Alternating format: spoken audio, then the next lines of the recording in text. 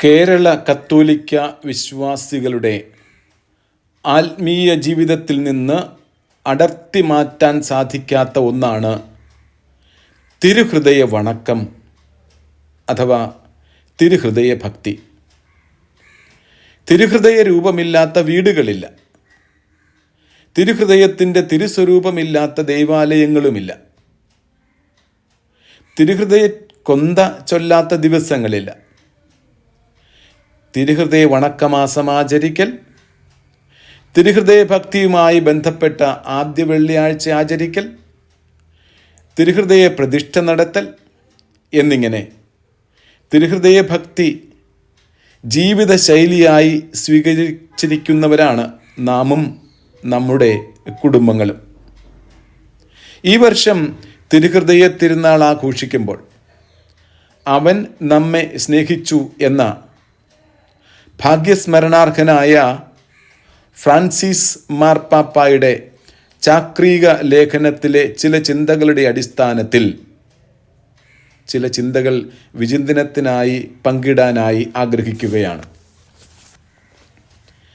തിരുഹൃദയ തിരുനാൾ എന്ന് കേൾക്കുമ്പോൾ നമ്മിലേക്ക് സാധാരണയായി ഓടിയെത്തുന്ന സംഭവവും ചിത്രവും മനുഷ്യവംശത്തെ ഇത്രയധികമായി സ്നേഹിച്ച ഹൃദയം നീ കാണുക, ഈ ഹൃദയം എത്രയധികമായി വേദന ഇന്ന് അനുഭവിക്കുന്നു എന്ന് കാണിച്ചുകൊണ്ട് ഈശോ മാർഗരറ്റ് മേരി അലക്കോക്കിന് നൽകിയ വ്യക്തിപരമായ ഒരു വെളിപ്പെടുത്തലാണ്. അതേ തുടർന്ന് തിരുഹൃദയ വണക്കം എന്ന ഭക്തി സഭയിൽ വേഗം വളർന്നു. തിരുഹൃദയത്തിൻ്റെ പേരിൽ പല ആത്മീയ പ്രസ്ഥാനങ്ങളും കോൺഗ്രിഗേഷനുകളും സ്ഥാപനങ്ങളും ഒക്കെ ഉണ്ടായി. എന്നാൽ തിരുഹൃദയ ഭക്തിയെക്കുറിച്ചും അതിൽ നിന്ന് വളർന്നു വന്ന ആത്മീയതയെക്കുറിച്ചും പഠിക്കുമ്പോൾ വളരെ വ്യത്യസ്തമായ ചില യാഥാർത്ഥ്യങ്ങളാണ് നമുക്ക് മനസ്സിലാകുന്നത്. ഈ ഭക്തിയുടെ വളർച്ചയുടെ പാതയിൽ പ്രധാനമായി 3 തലങ്ങളുള്ളതായി കാണാം. ഒന്നാമത്തേത്, അതിൻ്റെ അടിസ്ഥാനം വിശുദ്ധ ഗ്രന്ഥത്തിൽ അധിഷ്ഠിതമാണ് എന്നുള്ളതാണ്.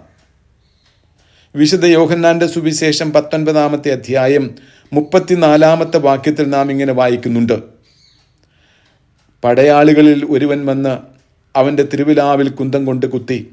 ഉടനെ രക്തവും വെള്ളവും പുറപ്പെട്ടു. അത് കണ്ടയാൾ തന്നെ സാക്ഷ്യപ്പെടുത്തിയിരിക്കുന്നു, ആ സാക്ഷ്യം സത്യവുമാണ് എന്ന്.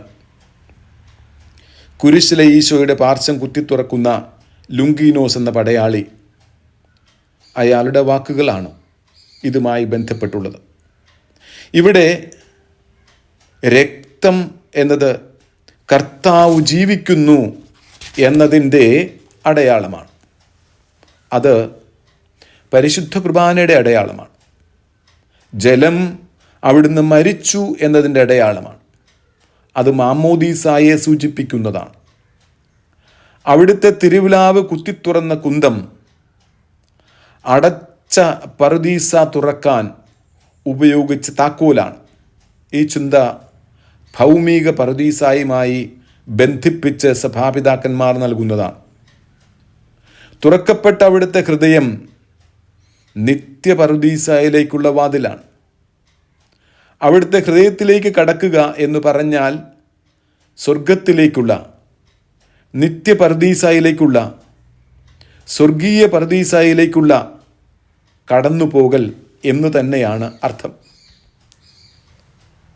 ഇതാണ് തിരുഹൃദയ ആധ്യാത്മികതയെന്ന് സഭാപിതാക്കന്മാർ, പ്രത്യേകിച്ച് സുറിയാനി സഭാപിതാക്കന്മാർ നമ്മെ പഠിപ്പിക്കുന്നു. കർത്താവിൽ മാമോദീസ സ്വീകരിച്ച് അവൻ്റെ ശരീരരക്തങ്ങൾ സ്വീകരിച്ച് നിത്യപരദീസായിലെത്താനുള്ള വാതായനമാണ് അവിടുത്തെ തുറക്കപ്പെട്ട ഹൃദയം. അതായത് തിരുഹൃദയ ഭക്തി എന്നത് ഒരു ഭക്തിയായി മാത്രം കാണേണ്ടതല്ല. അത് വിശുദ്ധ ഗ്രന്ഥത്തിൽ അധിഷ്ഠിതമാണ്. അത് ക്രിസ്തു ശാസ്ത്രത്തിൽ അധിഷ്ഠിതമാണ്. അത് കൗദാശികമാണ് എന്നാണ് നാം മനസ്സിലാക്കേണ്ടത്. രണ്ടാമത്തെ തലം നാം സൂചിപ്പിച്ചതുപോലെ തൻ്റെ ഹൃദയത്തെക്കുറിച്ച് മാർഗരറ്റ് മേരി അലക്കോക്കിന് ഈശോ നൽകിയ വെളിപ്പെടുത്തലാണ്. ഈ വെളിപ്പെടുത്തലിനെ കുറിച്ച് അവൻ നമ്മെ സ്നേഹിച്ചു എന്ന ഫ്രാൻസിസ് മാർപ്പാപ്പായുടെ ചാക്രിക ലേഖനത്തിലെ 83-ാം ഖണ്ഡികയിൽ ചില പരാമർശങ്ങളുണ്ട്. ഇത്തരത്തിലുള്ള ദർശനങ്ങളും അതീന്ദ്രിയ കാഴ്ചപ്പാടുകളും ദൈവവചനം എന്നതുപോലെ വിശ്വസിക്കാൻ വിശ്വാസികൾ ബാധ്യസ്ഥരല്ല എന്നാണ് ഫ്രാൻസിസ് മാർപ്പാപ്പ ഓർമ്മിപ്പിക്കുന്നത്. അവ പ്രോത്സാഹനത്തിൻ്റെ ഉറവുകളും പ്രയോജനപ്രദവും ആത്മീയ യാത്രയ്ക്ക് സഹായകവുമാണ്. എന്നാൽ അവ നിർബന്ധപൂർവം സ്വീകരിക്കുവാൻ കടമയില്ല. തിരുഹൃദയ ഭക്തി ഈ വെളിപാടിൽ നിന്നാണ് ഉത്ഭവിച്ചതെന്നും പറയുക സാധ്യമല്ല.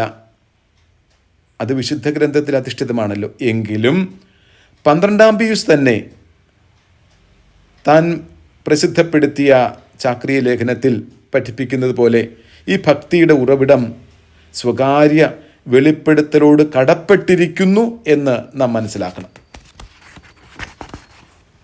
മൂന്നാമത്തെ തലം സഭയുടെ ഭാഗത്തു നിന്നുള്ള പഠനവും പ്രോത്സാഹനവുമാണ്. അതിലെ പ്രഥമത എടുത്തു പറയേണ്ടത് 12-ാം പീസ് മാർപ്പാപ്പ 1956 മെയ് മാസം 15-ാം തീയതി പ്രസിദ്ധീകരിച്ച ഹൗരിയത്തിസ് ആക്വാസ് എന്ന് പറയുന്ന ചാക്രിക ലേഖനമാണ്. തിരുഹൃദയ ഭക്തിക്ക് ഉണർവും ഉന്മേഷവും അർത്ഥവും വ്യക്തമായി നൽകിയ ഒരു പഠനമാണിത്. അതിൻ്റെ തുടർച്ചയെന്നോണം വേണം ദി ലെക്സിറ്റ് നോസ്, അവൻ നമ്മെ സ്നേഹിച്ചു എന്ന ഫ്രാൻസിസ് മാർപ്പാപ്പായുടെ ചാക്രിക ലേഖനത്തെ കാണേണ്ടത്. 2024 ഒക്ടോബർ 24 പ്രസിദ്ധീകരിച്ചതാണ് ഈ ചാക്രിക ലേഖനം. നമ്മെ സ്നേഹിച്ചവൻ മുഖാന്തരം ഇവയിലെല്ലാം നാം വിജയം വരിച്ചിരിക്കുന്നു എന്ന റോമാലേഖനത്തിലെ 8-ാം അധ്യായം 37-ാം വാക്യത്തിൻ്റെ അടിസ്ഥാനത്തിൽ അവൻ നമ്മെ സ്നേഹിച്ചു എന്ന ശീർഷകം നൽകിയാണ് ഈ ചാക്രിക ലേഖനം പ്രസിദ്ധീകരിച്ചിരിക്കുന്നത്. മിശിഹായുടെ ഹൃദയത്തിൻ്റെ മാനുഷികവും ദൈവീകവുമായ സ്നേഹത്തിൻ്റെ ആഴത്തെക്കുറിച്ച് വിശദീകരിക്കുന്ന ഒരു സ്നേഹഗാഥയാണ് ഈ ചാക്രിക ലേഖനം. ഈശോയിൽ വെളിപ്പെടുത്തിയ പിതാവായ ദൈവത്തിൻ്റെ സ്നേഹവും കരുണയും നമുക്ക് അനുഭവവേദ്യമാകുവാൻ അവിടുന്ന് തുറന്ന ഹൃദയത്തോടെ നമ്മെ കാത്തിരിക്കുന്നു എന്ന് പരിശുദ്ധ പിതാവ് നമ്മെ പഠിപ്പിച്ചു. ഈശോയുടെ തുറന്ന ഹൃദയം ഒരാഹ്വാനവും സ്നേഹമനുഭവിക്കാനും സ്നേഹത്തിൽ രൂപാന്തരപ്പെടാനുമുള്ള ക്ഷണവുമാണ്. ഈ ചാക്രിക ലേഖനത്തിൻ്റെ ആദ്യ അധ്യായം ഹൃദയത്തിൻ്റെ പ്രാധാന്യത്തെക്കുറിച്ചാണ് പഠിപ്പിക്കുക. ഹൃദയമാണ് ഒരു വ്യക്തിയെ വ്യക്തിയാക്കുന്നത്. മനസാക്ഷി മരവിച്ച മനുഷ്യൻ എന്ന് ഇക്കാലത്ത് നാം കേൾക്കുന്നൊരു വാക്കാണ്. എന്നാൽ ഫ്രാൻസിസ് മാർപ്പാപ്പ ഇങ്ങനെ പഠിപ്പിക്കുന്നു: ഹൃദയം നഷ്ടപ്പെട്ട, ഹൃദയഭാവം നഷ്ടപ്പെട്ട ആധുനിക മനുഷ്യൻ അവൻ ഹൃദയത്തിലേക്ക് തിരിയേണ്ടിയിരിക്കുന്നു. ഞാൻ ആരാണെന്നറിയാനും ഞാൻ എന്താണ് അന്വേഷിക്കുന്നതെന്നറിയാനും എൻ്റെ ജീവിതത്തിലെ ദിശാബോധം എന്താണെന്നറിയാനും എൻ്റെ ലക്ഷ്യം എന്താണെന്നറിയാനും ഞാൻ ഹൃദയത്തിലേക്ക് തിരിയേണ്ടിയിരിക്കുന്നു. കർത്താവിൻ്റെ സൗഹൃദം സ്വീകരിക്കാനും സ്നേഹത്തിലും ആരാധനയിലും പരസ്നേഹത്തിലും വളരാനും ഹൃദയത്തിനെ സാധിക്കൂ. അത് ഹൃദയത്തിൻ്റെ തന്നെ വളർച്ചയാണ്, ഹൃദയഭാവത്തിൻ്റെ വളർച്ചയാണ്. നാം നമ്മുടെ ഹൃദയത്തിലേക്ക് തിരിയാതിരുന്നാൽ ദൈവവും മറ്റുള്ളവരുമായുള്ള ബന്ധത്തിൻ്റെ സമ്പന്നത നമുക്ക് നഷ്ടമാകും. കാരണം ഹൃദയമെന്നത് വെറും മാംസളമായ ഒരു അവയവമല്ല, ദൈവ മനുഷ്യ സമാഗമമാണ്. ഈ ചാക്രിക ലേഖനത്തിൻ്റെ 3-ാം അധ്യായമാണ് തിരുഹൃദയത്തെക്കുറിച്ചുള്ള, അതിൻ്റെ അടിസ്ഥാനത്തിലുള്ള തിരുഹൃദയ ഭക്തിയെക്കുറിച്ചുള്ള പഠനം. കർത്താവിൻ്റെ തിരുഹൃദയം എന്ന് പറയുമ്പോൾ അത് അവൻ്റെ ശരീരത്തിലെ ഒരു അവയവമല്ല. അത് മിശിഹ എന്ന പൂർണ്ണ വ്യക്തിയുടെ പ്രതീകമാണ്. ഹൃദയം പൂർണ്ണ വ്യക്തിയാണ്. പൂർണ്ണ വ്യക്തിയെ പ്രതിഫലിപ്പിക്കുന്നതാണ്. ഹൃദയത്തിൽ നിന്നാണ് പൂർണ്ണ വ്യക്തി പ്രതിഫലിപ്പിക്കപ്പെടുന്നത്. തിരുഹൃദയത്തോടുള്ള സ്നേഹം ഈശോയോടുള്ള സ്നേഹം തന്നെയാണ്. ഈശോ നമ്മെപ്പോലെ മാംസളമായ ഹൃദയമുള്ളൊരു വ്യക്തിയാണ്. മനുഷ്യ ജീവിതത്തിലെ, നമ്മുടെ വിശ്വാസ ജീവിതത്തിലെ ഏറ്റവും അടിസ്ഥാനപരമായ ഒരു ആശ്വാസമാണിത്. നാം ആരാധിക്കുകയും സ്നേഹിക്കുകയും ചെയ്യുന്ന ദൈവപുത്രനായ ഈശോ മാംസളമായ ഒരു ഹൃദയമുള്ള വ്യക്തിയാണ്. അതായത് നമ്മെ പൂർണ്ണമായി ഇന്നും എന്നും മനസ്സിലാക്കുന്ന വ്യക്തിയാണ് ഈശോ എന്ന് സാരം. ഈ മാംസല ഹൃദയത്തെക്കുറിച്ചുള്ള ധ്യാനമാണ് തിരുഹൃദയ ഭക്തി. അതവൻ്റെ മാനുഷികവും ദൈവികവുമായ സ്നേഹത്തെക്കുറിച്ച് മനസ്സിലാക്കലാണ്. കർത്താവിൻ്റെ മാംസളമായ ഹൃദയം അവിടുത്തെ അപരിമേയമായ ദൈവത്വത്തെയും മനുഷ്യത്വത്തെയും മനസ്സിലാക്കാൻ ഉപകരിക്കുന്നതും പരിമിതമായ സ്നേഹത്തിൻ്റെ ഇരിപ്പിടമാണ്. അതുകൊണ്ട് നാമും ലോകം മുഴുവനും അനുഭവിക്കുന്ന എല്ലാ പ്രശ്നങ്ങൾക്കും പരിഹാരം അവിടുത്തെ ഹൃദയത്തെ മനസ്സിലാക്കാൻ ശ്രമിക്കുന്ന തിരുഹൃദയ ഭക്തിയാണ്. തിരുഹൃദയ ഭക്തി അവിടുത്തെ ഹൃദയ സ്നേഹം മനസ്സിലാക്കാനുള്ള ഒരു തപസ്യയായി മാറ്റേണ്ടിയിരിക്കുന്നു. ഈശോയോടുള്ള സൗഹൃദവും സ്നേഹവും വളരുന്നത് നമ്മുടെ ഹൃദയം അവിടുത്തെ ഹൃദയത്തോട് ചേർത്ത് വയ്ക്കുമ്പോഴാണ്. അതാണ് യഥാർത്ഥ തിരുഹൃദയ ആധ്യാത്മികത, തിരുഹൃദയ ഭക്തി. കാർഡിനൽ ന്യൂമാൻ ഒരിക്കൽ ഇങ്ങനെ പറഞ്ഞു, കോർ ആദ് കോർ ലോച്ചിത്തൂർ. ഹൃദയം ഹൃദയത്തോട് മന്ത്രിക്കാൻ അനുവദിക്കുന്നതാണ് തിരുഹൃദയ ഭക്തി.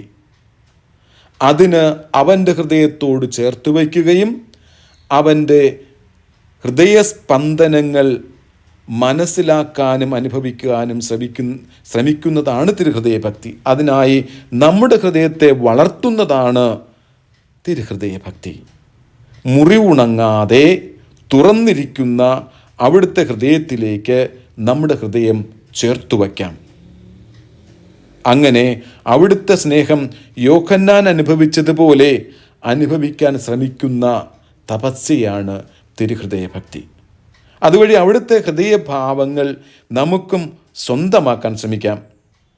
ദൈവസ്നേഹം നമ്മിലൂടെ എങ്ങനെ രൂപാന്തരപ്പെടുത്തണമെന്ന് അവിടുത്തെ തുറന്ന ഹൃദയം നമ്മെ മനസ്സിലാക്കി തരുന്നു എന്നതാണ്. അനുരഞ്ജനത്തിൻ്റെയും സമാധാനത്തിൻ്റെയും ഭാവങ്ങൾ സ്വന്തമാക്കുന്നതാണ് തിരുഹൃദയ ഭക്തി. തുറന്ന ഹൃദയത്തിലൂടെ കർത്താവ് സാധ്യമാക്കിയതാണ്.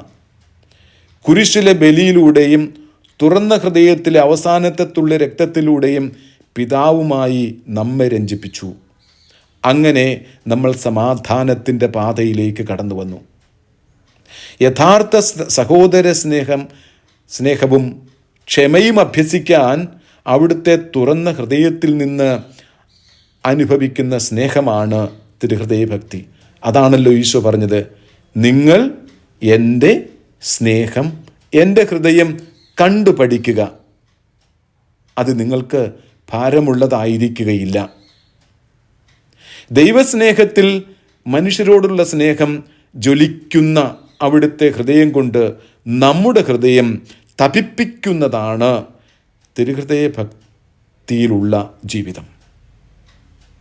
അവിടുത്തെ ഹൃദയത്തിൻ്റെ ചൂട് നമ്മുടെ ഹൃദയത്തെ തപിപ്പിച്ച് അതിൻ്റെ സ്പന്ദനങ്ങളാകട്ടെ നമ്മുടെ പ്രവർത്തനങ്ങൾ. ഈശോയുടെ തുറന്ന ഹൃദയത്തിൻ്റെ മറ്റൊരു പ്രത്യേകത കരുതലും പരിഗണനയുമാണ്. അതാണല്ലോ അവസാനത്തെ തുള്ളി രക്തം തെറിപ്പിച്ച് അന്ധനായിരുന്ന അല്ലെങ്കിൽ കാഴ്ച പരിമിതി ഉണ്ടായിരുന്ന ലുങ്കീനോസിൻ്റെ കാഴ്ച തിരിച്ചു നൽകിയത്. അവനിലുള്ള ഒരു കരുതൽ, അവനെ പരിഗണിക്കുന്നു എന്ന ബോധ്യം. അതുകൊണ്ടാണ് അവൻ ഏറ്റുപറഞ്ഞത്, ഇവൻ സത്യമായും ദൈവപുത്രനായിരുന്നു എന്ന്. തിരുഹൃദയത്തിലേക്ക് നോക്കിയാൽ അതിൻ്റെ ചൈതന്യം ഉൾക്കൊണ്ടിട്ട് നമുക്കും പറയാൻ സാധിക്കണം, നീ സത്യമായും ദൈവപുത്രനാണെന്ന്. തിരുഹൃദയ ഭക്തി എന്നത് കർത്താവിൻ്റെ തുറന്നിരിക്കുന്ന ഹൃദയം പോലെ മറ്റുള്ളവരിലേക്ക് തുറന്നിരിക്കുന്ന ഹൃദയം ഉണ്ടാവുക എന്നതാണ്. ഈശോയുടെ തിരുഹൃദയം ത്രിത്വത്തിൻ്റെ ഓർമ്മ നമ്മിൽ ഉളവാക്കുന്നു. ഈ തുറന്നിരിക്കുന്ന ഹൃദയം പരിശുദ്ധാത്മാവിൻ്റെ ഉറവിടമാണ്. അത് ഉണങ്ങാതെ മുറിവ് കൂടാതിരിക്കുന്നത് ആത്മാവ് തുടർന്നും കൃപയായി ഒഴുകിക്കൊണ്ടിരിക്കുന്നു എന്നതിൻ്റെ അടയാളമാണെന്നാണ് സഭാപിതാക്കന്മാർ നമ്മെ പഠിപ്പിക്കുക. ഈ ആത്മാവിൻ്റെ നിറവിൽ പിതാവിൻ്റെ ഭവനത്തിലേക്കുള്ള വാതായനമാണ് പുത്രൻ്റെ തുറന്ന ഹൃദയം. അതായത് തിരുഹൃദയത്തിൽ ത്രിത്വം ഒളിഞ്ഞിരിക്കുന്നു എന്നതാണ്. തിരുഹൃദയത്തിലേക്ക് നോക്കിയാൽ പരിശുദ്ധ ത്രിത്വത്തെ കാണാം. തിരുഹൃദയത്തിലേക്ക് നോക്കിയാൽ നാം എത്തിച്ചേരേണ്ട നിത്യപിതാവിൻ്റെ ഭവനം നമുക്ക് കാണാം. ആ ഭവനത്തിലേക്കുള്ള വാതായനമാണ് ഉണങ്ങാത്ത മുറി കൂടാത്ത ഈശോയുടെ മുറിക്കപ്പെട്ട ഹൃദയം. അങ്ങനെ ഈശോയുടെ ഹൃദയത്തെക്കുറിച്ചുള്ള പരിചിന്തനം നമ്മെ പരിശുദ്ധ ത്രിത്വത്തിലേക്ക് എത്തിക്കുന്നു.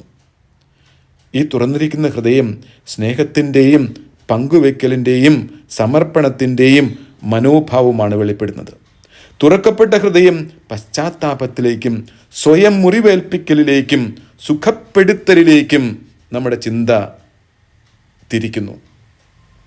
അവിടുത്തെ ഹൃദയമുറിവിൽ നിന്നാണല്ലോ സൗഖ്യവും കാഴ്ചയും ഉണ്ടായത്. തുറക്കപ്പെട്ട ഹൃദയത്തിൽ നിന്ന് ചൊരിയപ്പെടുന്ന സ്നേഹം പങ്കുവയ്ക്കലിൻ്റെ ആധ്യാത്മികതയിലേക്ക് നമ്മെ നയിക്കുന്നു. ദൈവകൃപ നമ്മിൽ നിറഞ്ഞാൽ മാത്രം പോരാ, അത് മറ്റുള്ളവരിലേക്ക് ഒഴുക്കണമല്ലോ. മറ്റുള്ളവരുടെ വേദന നമ്മിലെ ഉണങ്ങാത്ത മുറിവായി തുടരണമെന്ന് തിരുഹൃദയം നമ്മെ പഠിപ്പിക്കുന്നു. ഇതാണ് ആത്മീയതയിൽ നാം അനുഭവിക്കേണ്ട വേദന. അതിൽ നിന്ന് വേണം പ്രാർത്ഥന ഉയർക്കൊള്ളാൻ. അവരനെക്കുറിച്ചുള്ള ചിന്ത നമ്മിൽ നിറയ്ക്കാൻ ഈശോയുടെ തുറന്ന ഹൃദയം നമ്മെ ഓർമ്മിപ്പിക്കുന്നു. അവരനെക്കുറിച്ചുള്ള ചിന്ത നമ്മെ തപിപ്പിക്കണം. അതാണ് പ്രാർത്ഥന. തൻ്റെ ഹൃദയം തുറക്കാൻ അനുവദിച്ചതുവഴി ഈശോ പിതാവ് ഏൽപ്പിച്ച ഉത്തരവാദിത്വം നിറവേറ്റിയത് നമ്മെ ഓർമ്മിപ്പിക്കുന്നു. അങ്ങനെ ഉത്തരവാദിത്വം ഉള്ളിൽ ജ്വലിപ്പിക്കുന്ന പ്രാർത്ഥനയാകണം നമ്മുടേത്. തിരുഹൃദയ ഭക്തി എന്നത് അവിടുത്തെ സ്നേഹം സ്വീകരിക്കുകയും അവിടുത്തെ സ്നേഹിക്കലുമല്ല, അതൊരു കൊടുക്കൽ വാങ്ങലാണ്. തിരുഹൃദയ ഭക്തി ഒരു പരിശീലനമാണ്. ഹൃദയം കൊണ്ട് കാണാനൊരു പരിശീലനം, ഹൃദയം കൊണ്ട് കേൾക്കാനൊരു പരിശീലനം, ഹൃദയത്തിൽ നിന്ന് ഹൃദയത്തിലേക്ക് സംസാരിക്കാനൊരു പരിശീലനം. ഹൃദയത്തിലേക്ക് നോക്കി നമുക്ക് നമ്മുടെ വ്യക്തിത്വവും അസ്തിത്വവും മനസ്സിലാക്കാം, നമ്മുടെ ലക്ഷ്യവും നമ്മുടെ പ്രതീക്ഷയും മനസ്സിലാക്കാം. ഇതിനെല്ലാം അനുഗ്രഹം നൽകുന്ന ഈശോയുടെ തുറന്നിരിക്കുന്ന ഹൃദയത്തിൽ നിന്ന് സ്നേഹവും കരുണയും കരുതലും പങ്കുവയ്ക്കലും സ്വീകരിച്ച് ഹൃദയമുള്ളവരായി ജീവിക്കാൻ ശ്രമിക്കാം.